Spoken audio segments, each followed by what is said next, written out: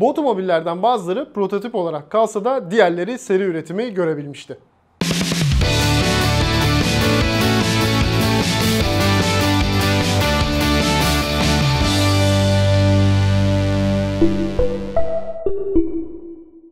Formula 1'in otomotiv sektörü için önemi tartışılmaz. Seri üretim otomobillere gelmeden önce birçok teknoloji burada test ediliyor ve geliştiriliyor. Hatta F1 araçları her dönem çeşitli otomobillere ilham kaynağı da oluyor. Biz de bu listemizde Formula 1 araçlarıyla benzer motor teknolojilerine sahip 10 adet otomobili sıralayacağız.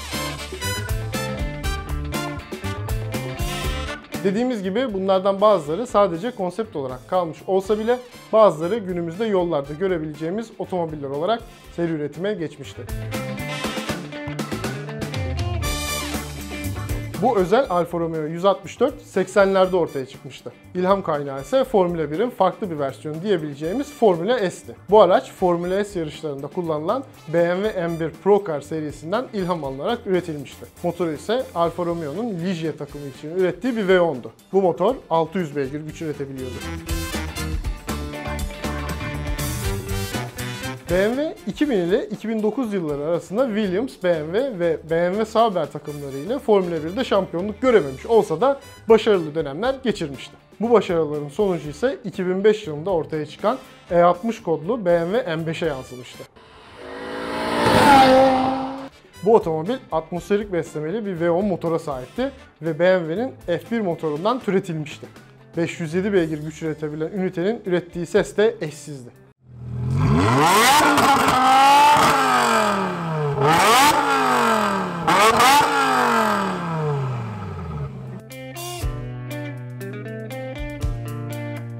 Ferrari Dino 206 GT'nin motoru Formula 1'den türetilmiş bir ünite değildi.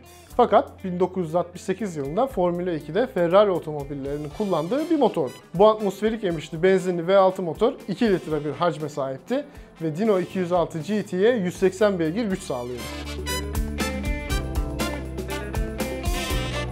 Ferrari'nin 50. yılını kutlamak için geliştirilen bu otomobil, İtalyan firmanın satışa sunduğu süper otomobiller arasında Formula 1 otomobillerine en yakın olandı.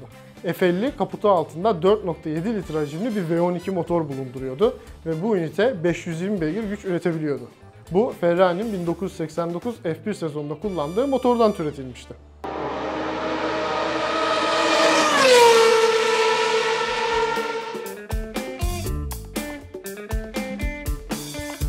1971 model Transit Supervan 1'i listemize dahil etmedik.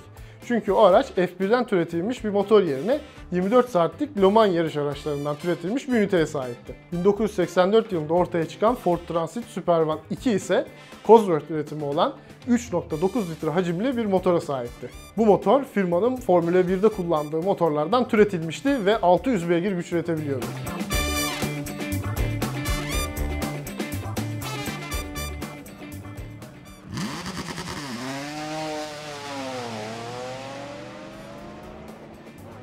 Formula 1 motorlu transitler bir ara o kadar popülerdi ki bu aracın 3. versiyonunda geliştirilmişti. Ve bu otomobil 1994 yılında ortaya çıkmıştı.